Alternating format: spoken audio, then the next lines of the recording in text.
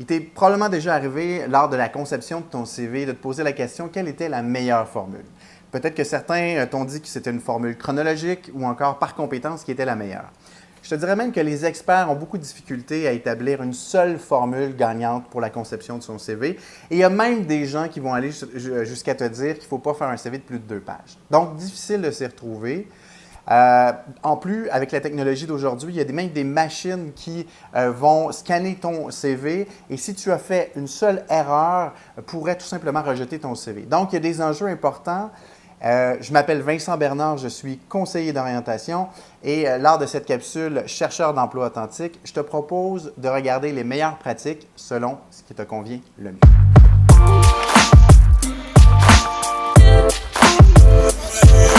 Les Applicant Tracking Systems, communément appelés les ATS, sont des systèmes de suivi de candidature. Alors, ce sont des machines qui vont scanner ton CV à la recherche de mots-clés qui vont concorder avec l'offre d'emploi. Alors, c'est important, si tu décides d'envoyer ton CV dans une grosse entreprise qui pourrait être susceptible d'avoir ce type de système-là, de t'assurer d'avoir les bons mots-clés. Alors, juste pour te donner une idée, Google reçoit plus de 2 millions de demandes de candidature à chaque année. Donc, ça prend des systèmes et fort à parier que plusieurs entreprises au Canada et au Québec, les grosses entreprises vont utiliser ce type de système-là. Donc, fais attention lorsque tu décides de faire ton CV. Alors, je vais te donner quelques trucs à éviter pour t'assurer que ton CV ne prenne pas le bord. Alors, dans un premier temps, évite les abréviations, évite aussi les tableaux, évite les images le plus possible. Si tu es dans le domaine de la mode ou encore graphiste, l'utilisation d'un portfolio à ce moment-là risque de correspondre davantage à tes besoins. Bon, à ce moment-là, tu risques peut-être de moins postuler pour des grosses entreprises. Alors, ça ne s'applique pas à toi. Mais pour le reste, vraiment, ayez en tête que c'est une possibilité.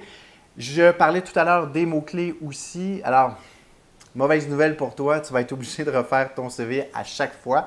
Quand je dis refaire ton CV, on parle ici des mots-clés, évidemment. C'est important d'adapter les mots-clés selon l'offre d'emploi dans laquelle tu vas postuler. Mais j'ai une bonne nouvelle. Que ce soit un CV chronologique ou encore par compétence ou encore hybride, eh bien, les systèmes vont l'accepter sans problème. Tu t'en doutes probablement, le CV le plus populaire, le plus connu, classique, c'est le CV chronologique. Grosso modo, ce que c'est un CV qui retrace les différentes expériences professionnelles de manière chronologique. Alors, il y a des avantages à ce CV-là. Si tu possèdes plusieurs années d'expérience dans un domaine, que tu aies travaillé pour plusieurs employeurs ou un seul employeur, alors l'énumération de ces expériences-là dans un même domaine peuvent être à ce moment-là un avantage. Si, par exemple, tu as un trou de plusieurs années, de plusieurs mois, ça pourrait être éventuellement intéressant d'éviter ce type de CV-là puisque c'est chronologique et l'employeur c'est quelque chose qu'il va remarquer plus facilement. Il ne faut pas oublier aussi que les employeurs sont habitués à ce type de CV-là, donc ça peut être un avantage aussi à ce niveau. Au niveau des inconvénients, c'est un CV qui est moins axé sur les compétences. Donc, on démontre moins les compétences qu'on a acquises au fil des emplois qu'on a obtenus. En plus de ça, si je te donne l'exemple, par exemple, pour 5 employeurs, tu as travaillé dans le service à la clientèle, eh bien, pour chacune des descriptions que tu feras dans ton CV chronologique, tu vas inscrire service à la clientèle. Évidemment, ça va être redondant, donc moins intéressant. Et aussi au niveau des descriptions. Si par exemple, tu as fait plusieurs tâches pour un même type d'emploi, alors on va le retrouver dans la description et ça risque d'être un peu pêle-mêle. Je te donne l'exemple, tu as inscrit service à la clientèle, j'ai fait du ménage, j'ai supervisé une équipe. Donc, on met moins l'emphase sur chacune des compétences, on leur donne moins de place et ça devient un peu pêle-mêle, donc un peu moins intéressant. La deuxième formule, c'est la formule par compétence. Alors, qu'est-ce que c'est? C'est une formule où on va écrire nos différentes compétences qu'on a développées au cours de nos dernières années professionnelles et on va vouloir les mettre en valeur en lien avec l'offre d'emploi.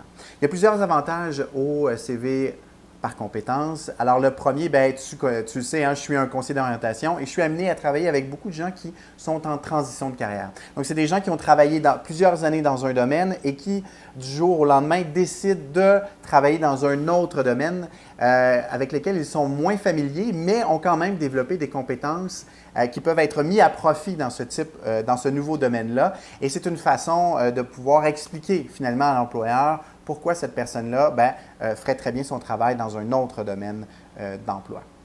Un autre aussi aspect positif du CV par compétence, c'est la mise en valeur de certaines actions. Par exemple, si tu me disais j'ai un bon esprit d'analyse, juste mettre j'ai un bon esprit d'analyse n'est pas suffisant. Alors, c'est important de le quantifier, de l'expliquer. Alors, par exemple, fait preuve d'un esprit d'analyse dans telle situation en analysant tel élément, ça a donné tel résultat et j'ai travaillé pour telle entreprise. Donc, on voit ici vraiment qu'il y a à la fois une description, il y a une notion aussi de résultat, mais aussi on explique pour quelle entreprise ça a été fait. Et ça, c'est très important de pouvoir bien détailler les compétences qu'on a développées.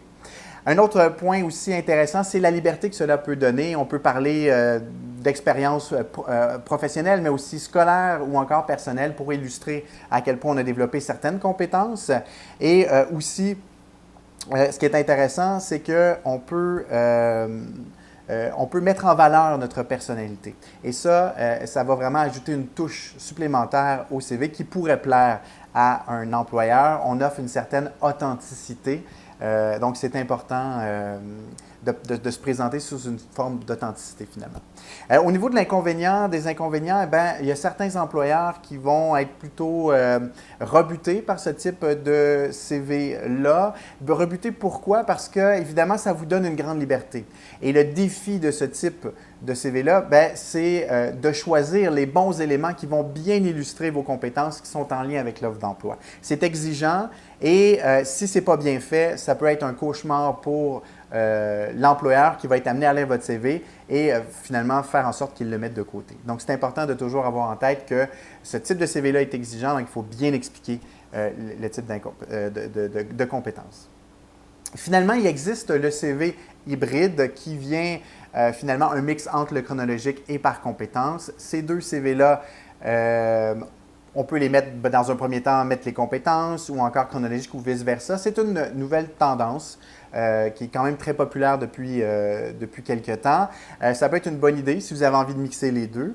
Mais dans tous les cas, ça peut être plus ou moins concret en ce moment ce que je vous dis. Alors, moi, ce que je te propose, c'est tout simplement de t'inscrire à notre infolette. On va t'envoyer 3 documents, donc 3 types de CV, le CV chronologique, le CV par compétence et le CV hybride. Donc, ça va te permettre d'avoir vraiment un regard concret sur qu'est-ce que c'est comme CV, de quelle façon on arrive aussi à le présenter. Je t'invite aussi à t'abonner à notre page Facebook, à aimer, partager notre vidéo. Évidemment, plus tu partages, plus ça va nous inciter à faire du contenu de qualité au cours des prochaines semaines. Alors, je te dis au revoir et à la prochaine.